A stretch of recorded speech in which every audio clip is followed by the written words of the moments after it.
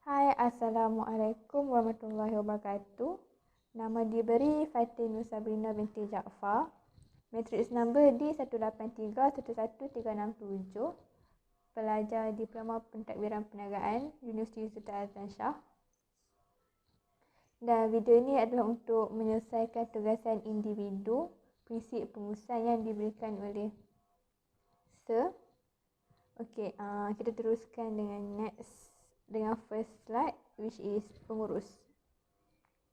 Okey, apa maksud pengurus? Okey, pengurus ialah orang yang mengurus ataupun menjalankan pengurusan, ataupun boleh ditakrifkan sebagai individu yang digajikan bagi membimbing, mempengaruhi, membuat keputusan dan menggunakan sumber organisasi untuk mencapai objektif dan matlamat organisasi.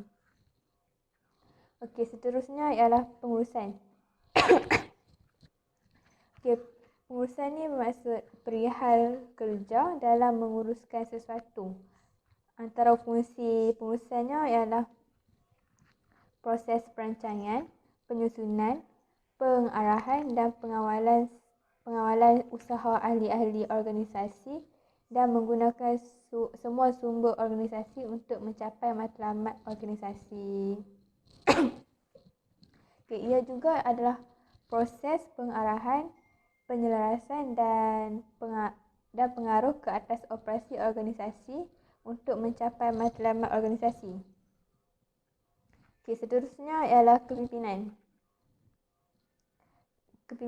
Kepimpinan ialah satu seni ataupun proses yang mempengaruhi kegiatan manusia berkaitan dengan tugas mereka, di mana mereka berusaha untuk berusaha ke arah pencapaian matlamat organisasi.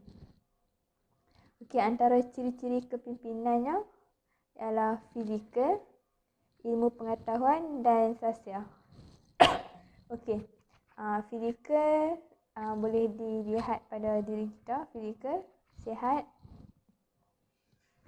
Seterusnya ialah ilmu pengetahuan, ilmu yang kita ada, ilmu yang kita pelajari daripada zaman persekolahan sampailah sekarang, peringkat tinggi. Okey, seterusnya ialah sosial. Okey, sosial ni adalah adab ataupun tingkah laku diri kita yang menggambarkan diri kita. Okey, kategori pemimpin. Okey, terdapat dua kategori pemimpin, iaitu pemimpin formal dan pemimpin tidak formal. Okey, pemimpin formal ni ialah mereka dilantik atas sebab kedudukan formal di dalam organisasi. Okey, sebagai contoh,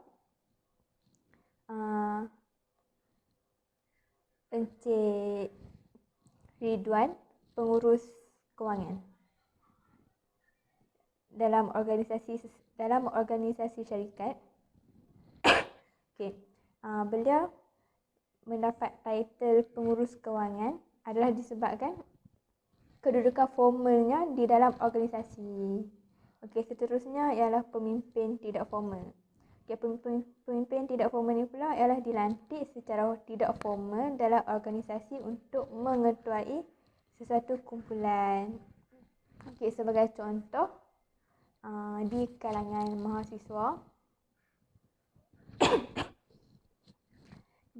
mahasiswa terdapat tugasan berkumpulan yang diberikan. Kumpulan terbentuk dan kita kena pilih ketua untuk wakilkan kumpulan. So kat situ masuk ketua tu, dia sebagai pemimpin yang tidak formal dan dia harus menjalankan tanggungjawabnya dalam kumpulan.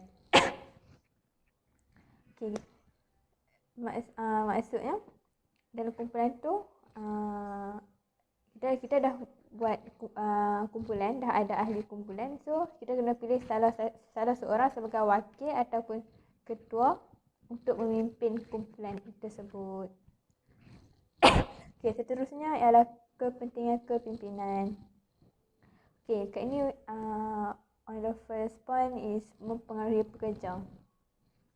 Okay, by this point, pengikut ataupun pekerja akan dipengaruhi oleh pemimpin untuk bertindak secara efektif supaya aktiviti yang dijalankan ataupun dirancang dengan berkesan. Okey, yang kedua ialah menjadi teladan untuk pekerja. Okey, dia boleh menjadi teladan ni atas sebab ciri-ciri kepimpinan yang diperoleh. Sebagai contoh, kegigihan, keazaman dan keyakinan yang dijadikan teladan. Okey, yang ketiga ialah membantu ketua dalam mengurus secara berkesan. Okey, kat sini maksud sebagai pemimpin, pengurus harus berupaya untuk membentuk satu pasukan yang mantap dan memberi rangsangan kepada pasukan agar dapat mencapai matlamat dalam organisasi tersebut. Okey, yang terakhir adalah mempunyai autoriti untuk mengarah. Okey, by this point is sebagai seorang pemimpin harus diberi autoriti supaya dapat menjalankan tugas dengan berkesan dan dihormati ataupun disegani oleh pekerja ataupun pengikut. Okey, slide seterusnya ialah gaya kepimpinan.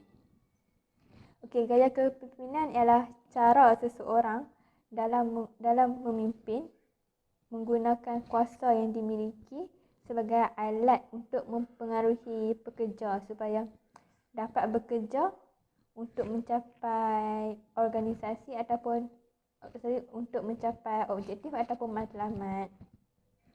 Okey, dalam gaya kepimpinan ni terdapat 3 jenis iaitu autokratik, demokratik ataupun laissez-faire. Okey, gaya kepimpinan yang dipilih untuk menjelaskan ialah laissez-faire ataupun gaya kepimpinan kebebasan.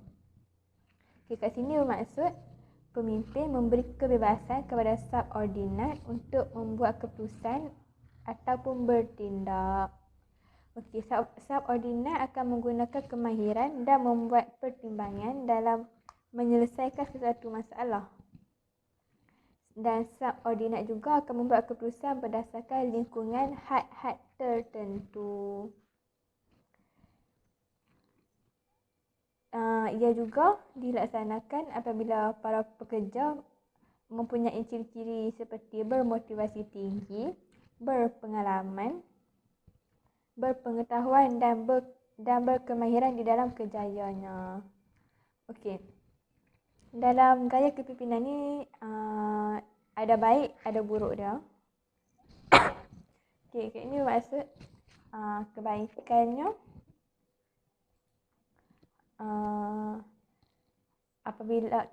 apabila ahli kumpulan pakar iaitu terdapat apabila ahli pasukan mempunyai kemahiran untuk berjaya. Okay, dalam gaya kepimpinan laissez-faire ni boleh menjadi berkesan di mana situasi tersebut.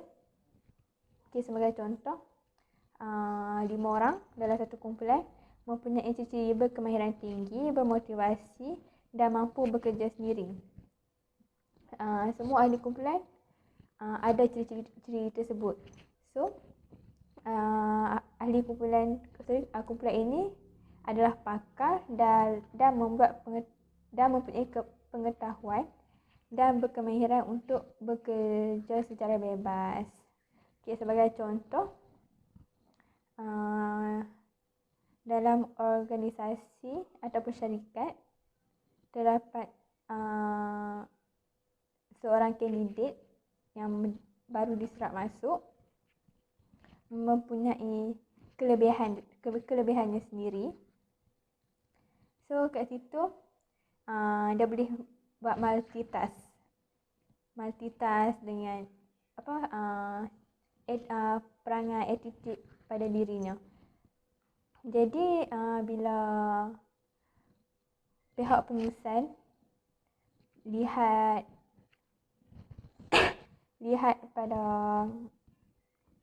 pada kandidat tersebut, dia akan memberi kebebasan kepada kandidat tersebut. Okey, seterusnya ialah kelemahan dalam gaya kepimpinan laissez-faire. Okey, antaranya ialah penglibatan yang lemah dengan kumpulan. Okey, pemimpin laissez-faire ni kita akan nampak bila dia tidak terlibat dan tidak ditarik balik yang boleh menyebabkan kekurangan kesepaduan dalam kumpulan. Okey, maksudnya 5 orang termasuknya ketua. Ketua dia bagi kebebasan untuk ahli kumpulan tapi dia tak buat kerja langsung. Dan dia tak peduli apa yang terjadi dalam kumpulan tu. So, kadang-kadang pengikut ataupun ahli kumpulan yang lain juga akan mengambil dan menyatakan kurang peduli terhadap projek ataupun tugasan tersebut. So, sampai sini je. Sekian, terima kasih.